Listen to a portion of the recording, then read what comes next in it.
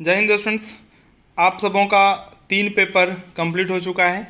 Paper 5 financial management, paper 6 cost and management accounting, paper 7 taxation और paper 8 जो कि अंतिम पेपर है और ऑनर्स का एग्ज़ाम कंप्लीट हो जाएगा इसी के साथ।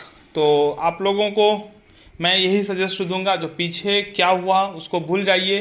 बाकी के जो बचे हैं 2 दिन 3 दिन, उसमें आप लोग भरपूर प्रयास कीजिए, भरपूर मेहनत कीजिए, ताकि पिछले तीनों पेपर में जो कमी रह गई सबका भरपाई इस पेपर से हो जाए। पेपर 8 जो है वो आप लोगों को पता ही होगा, ऑडिटिंग है। ठीक है, तो मैं ऑडिटिंग का मस्ट इम्पोर्टेंट क्वेश्चंस लेकर आया हूँ। इसमें हम 11 क्वेश्चंस बताने वाले हैं, जो 11 काफ़ी महत्वपूर्ण है। बताने की ज़रूरत नहीं है, आप लोगों को पता ही होगा। जो अभी तक के एग्ज़ाम में जो भी मैंने थ्योरी गेस किया है, सबके सब एग्ज़ाम में आए हैं और आप लोगों का अच्छा फीडबैक भी रहा है। और आप लोग अगर सही समझे, सही लगे आप लोगों को, तो कितना हमने आपको मदद पहुंचाया है ये इस वीडियो में कमेंट के थ्रू ज़रूर बताने का प्रयास कीजिएगा। और अपना फीडबैक, जो आप कहीं किसी को कॉल करते हैं कस्टमर केयर या कुछ कहीं, तो बोलता है एक फीडबैक, तो वही आप लोगों इस वीडियो में थोड़ा बताइएगा जो कैसा लगा। और आगे के लिए आप लोगों को कोई अगर सुझाव हो तो भी आप दे सकते हैं। चलिए, तो हम इस वीडियो में देखते हैं ऑडिटिंग का महत्वपूर्ण। ऑडिटिंग का 3 वीडियो ऑलरेडी अपलोड हो चुका था, पहले ही आप लोग देखे भी होंगे।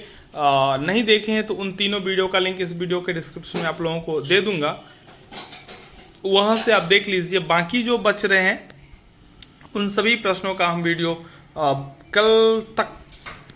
कल तक कोशिश करूंगा जो लगभग क्वेश्चंस अपलोड हो जाएं, ताकि आप लोगों को समय प्रिपरेशन करने में मदद मिले। चलिए, पहला जो एक क्वेश्चन है, अंकेक्षण से आप क्या समझते हैं। बहुत इंपॉर्टेंट बात है, क्योंकि जो बुक है उसके बारे में तो आपको पता ही होगा। ऑडिटिंग है किताब का नाम, इसके उद्देश्य और महत्व या लाभ का वर्णन करना। ठीक है, देखिए, उद्देश्य और महत्व या लाभ। महत्व लाभ एक ही चीज़ हुआ। पिछले जो एग्ज़ाम हुआ था उसमें एक बच्चा कमेंट किया था, जो सर आपने तो एक इनकम फ्रॉम सैलरी का बताया था तो पूछा, और एक हाउस प्रॉपर्टी का प्रैक्टिकल बताए तो पूछा नहीं। तो प्रैक्टिकल का क्वेश्चन नहीं था, लेकिन थ्योरी था, और वो भी लिखा था थ्योरी था, और थ्योरी में वही लिखना था जो उस प्रैक्टिकल में हमने बनाया था। आप अमाउंट को छोड़कर वो फॉर्मेट आप बना सकते थे। तो इसीलिए मैं आप लोगों को यही कहता हूँ, जो आप लोग समझिए, ग्रेजुएशन करके कोई बहुत बड़ा काम आप कर लेंगे ऐसा है नहीं। आपको आगे कंपटीशन फेस करना है, तो उसके लिए वहाँ पे आपको नॉलेजेबल होना ज़रूरी है, ना कि ग्रेजुएट बस आपको वहाँ तक पहुँचने में मदद करेगा, वहाँ पे पहुँचा देगा, लेकिन एग्ज़ाम क्रैक करना जो है संभव नहीं है बिना क्वालिटी का। ठीक है, तो अंकेक्षण क्या है, उसका उद्देश्य और महत्व। दूसरा है लेखाकर्म, वहाँ प्रारंभ होता है जहाँ पुस्तपालन खत्म होता है, यानी कि अकाउंटिंग स्टार्ट होता है जहाँ बुक कीपिंग खत्म होता है। बुक कीपिंग खत्म होता है, अकाउंटिंग स्टार्ट होता है, और जहाँ अकाउंटिंग खत्म होता है यानी कि लेखाकर्म समाप्त होता है, वहाँ ऑडिटिंग यानी कि अंकेक्षण प्रारंभ होता है। यह कथन को आपको डिस्क्राइब करना है, डिटेल्स में इसको आपको क्या करना है, तो समझाना है, जो यह बात कहाँ तक सही है, और इसके लिए आपको क्या क्या बात पता है वो लिखिए। उसके बाद आता है अंकेक्षक, यानी कि ऑडिटर जो होते हैं, एक रखवाली करने वाला कुत्ता होता है। मतलब ये समझिए, थोड़ा रूडली लगता है, लेकिन ये नेचर की बात हो रहा है। ऑडिटर का नेचर और डॉग का नेचर का वर्णन हो रहा है, ना कि अंकेक्षक और कुत्ता में तुलना हो रहा है। ठीक है, ये समझने की आप लोग कोशिश कीजिएगा। जनरली हम लोग देख रहे थे, जब हम लोग पढ़ रहे थे, तो एक जब यह टॉपिक उठा तो बहुत सारे स्टूडेंट्स हंसने लगा। तो देखिए, अंकेक्षक को कुत्ता से कंपेयर किया जा रहा है, तो नहीं, देखिए, अंकेक्षक को डॉग से कंपेयर नहीं किया जा रहा। अंकेक्षक के नेचर को, यानी कि उसका जो स्वभाव होता है, और कुत्ता का जो स्वभाव होता है, उसको कंपेयर किया जा रहा है। ठीक है, और अंकेक्षक का जो नेचर होता है, स्वभाव होता है, वो शिकारी कुत्ता के तरह नहीं होता है। ठीक है, यही बात आपको बताना है। वो ये क्वेश्चंस ऑलरेडी हम एक्सप्लेन कर चुके हैं। चौथा है आंतरिक अंकेक्षण क्या है, इसके उद्देश्य का वर्णन करना है और आंतरिक अंकेक्षण और आंतरिक निरीक्षण में क्या अंतर है वो बताना है। तो चौथा क्वेश्चन कंप्लीट हो गया।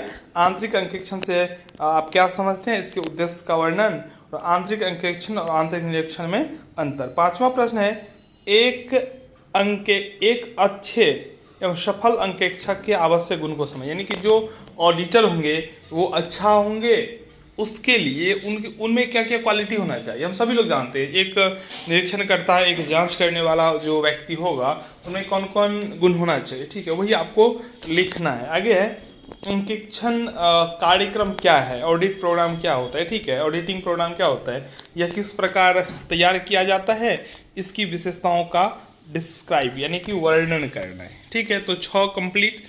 सातवां प्रश्न है प्रमाणन से आप क्या समझते हैं, प्रमाणन के उद्देश्य तथा महत्व का वर्णन करें।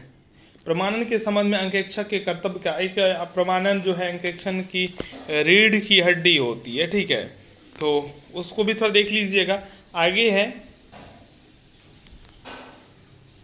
संपत्तियों के सत्यापन से आप क्या समझते हैं, सत्यापन के उद्देश्य एवं महत्वों का वर्णन करें। संपत्तियों के सत्यापन से आप क्या समझते हैं, सत्यापन के क्या उद्देश्य। देखिए उद्देश्य बहुत पूछा है, तो कोई भी टॉपिक होगा उसका कुछ न कुछ उद्देश्य होगा, तो उद्देश्य को हमें जरूर समझना चाहिए।